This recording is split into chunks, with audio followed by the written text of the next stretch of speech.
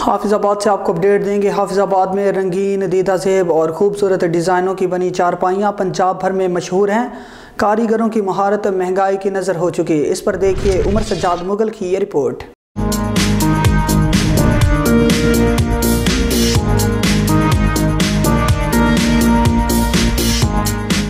सदियां गुजर गई लेकिन शोहरंग के बांध से तैयार की गई चारपाइयाँ अब भी घरों की अहम ज़रूरत हैं।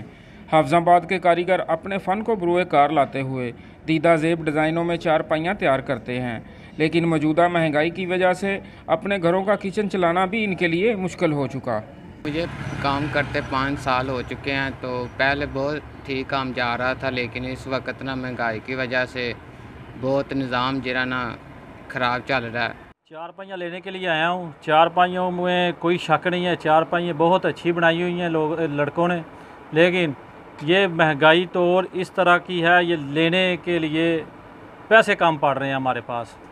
हाफिज़ाबाद के मुख्तलिफ़ मकामात पर चंद मखसूस दुकानें हैं जहाँ पर मुख्तलिफ़ इक़साम की चारपाइयाँ फ़रोख्त करने के लिए तैयार की जाती हैं और इस कारोबार से जुड़े दर्जनों लोगों का रोज़गार वाबस्ता है।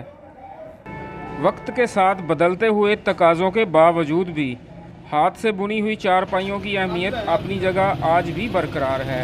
Umar Sajjad Mughal, bureau chief, Hafizabad.